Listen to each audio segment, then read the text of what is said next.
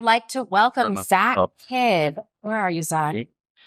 Back here. I'm just getting my laptop out here. Oh, look, come on up. He's an ardent nationalist with a focus on revitalizing European man to his past cultural standards, primarily through philosophy.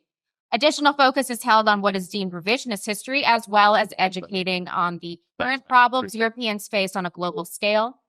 All of his work is fomented online through his moniker, Logos Revealed. Welcome, Zach.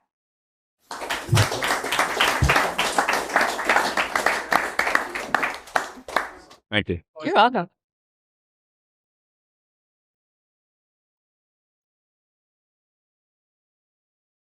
Okay. Well, first I want to say thank you to everybody for hosting this event. And a specific thank you to Rebecca for thinking of me and inviting me to speak. This is my first time speaking at a public event, so a little bit nervous, but we're going to power through it.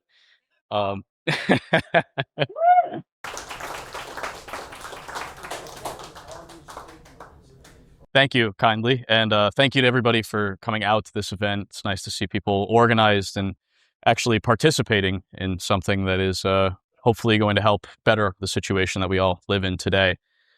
So I was given the topic of sovereignty as a option for the topics to discuss today, and I decided that I wanted to talk about ethnic sovereignty. This is something that I think we all are aware is a big problem in the West. None of our nations are anything like they were 40 or 50 years ago. And as I'm sure we're all aware, nearly every nation in the West is basically on the verge of full-scale demographic replacement. Honestly, if we don't do something about it, we're on the brink of extinction as a people group. This is a reality that less than a decade ago would have been shrugged off as a theory, and most people would have said, that's impossible. There's just simply no way that we could become a minority in our own countries. Today, it's clear as ever that this problem is right in front of us. And if we don't do something about it, we're not going to have a place left to call home for ourselves. Without the life force that is responsible for the language that we speak, the ideas that we have, the spirit that we possess as a people, culture as we know it would cease to exist. Humanity would revert hundreds, if not thousands of years of intellectual achievement and cultural progress into an amalgamated mass of dead traditions.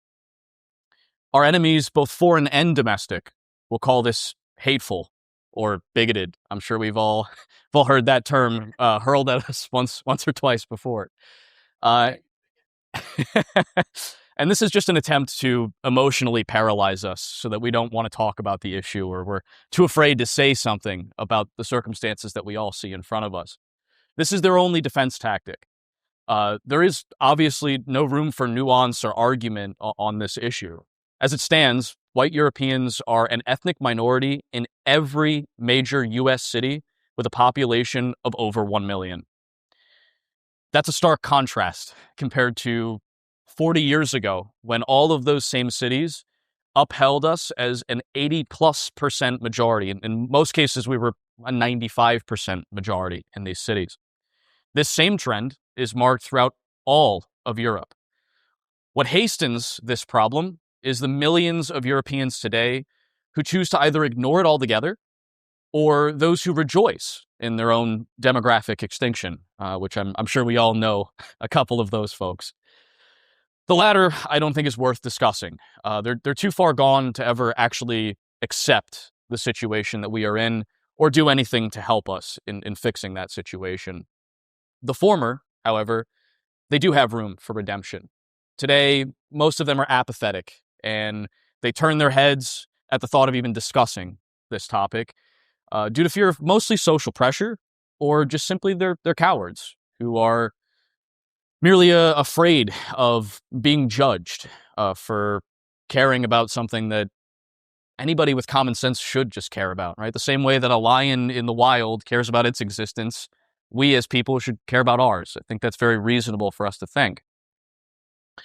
As it stands, Europeans are the only ethnic group which does not have agencies that represent us, with small few exceptions, right? We might have Patriot Front, or you have organizations like Nova, but but they're small, and they don't have a foothold in a way to have any real political say in what's going on in the world. We lack in funding, we lack in institutional power, and most of all, we lack in proper organization.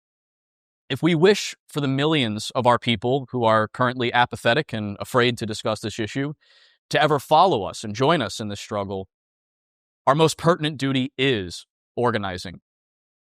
Events like this one today are a fantastic start to this process. It's great to see everybody here. Meeting with minds that understand the nature of the problem and have a fighting conviction to fix it. And truthfully, it takes a fighting conviction to come here and participate in something like this. I sure know I did not enjoy driving through New York, and I don't plan on doing it again unless it's for something like this. However, this alone will not secure us a spiritual home free from foreign influences. Undeniably, the cards today are stacked against us. It's very clear. As we speak, there are no direct benefits for any individual that chooses to take up this fight. They face social isolation and, in many cases, financial drought for simply associating with our ideals. Think of someone today applying for a super dangerous job like underwater welding or building skyscrapers. Well, you would expect them to be compensated for a job like this, to take on such a rough task. Today, all we have to offer is a decades-long vague notion of what a future might look like for us if we get the job done, right? We have a duty to compensate these people for the time that they give to this cause and this movement. And obviously, wealth is not exactly all over the place in this movement, and that's due to the aforementioned social pressures that are against this cause. However, our currency is the highest of currencies for European man throughout the ages, and that is spiritual satisfaction. Our cause must be something that is positive to assimilate into, not a burden to associate with. This change of character can only be done through the creation of real communities.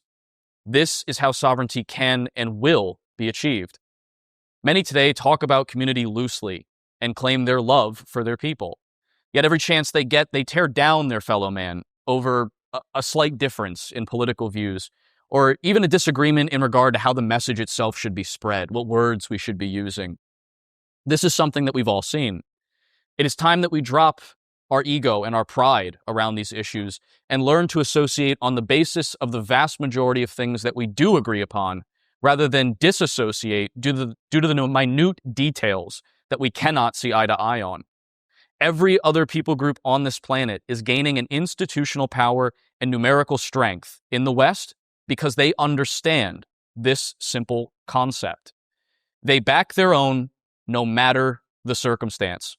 Countless examples in history. We can think of the ADL defending Leo Frank, or BLM rioting over George Floyd. The list goes on.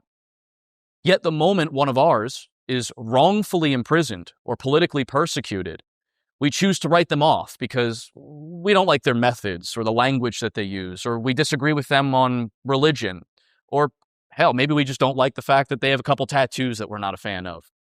Moving forward, there is no longer room for us to be picky if we wish to be sovereign. Let events like the one we are participating in today mark the first bricks in a long road of struggle that leads to us earning our right to sovereignty, because it is something that must be earned. This is truly a matter of life and death. Our actions moving forward will determine if we continue to exist as a people. Act wisely and act strongly, because our lives do depend on it.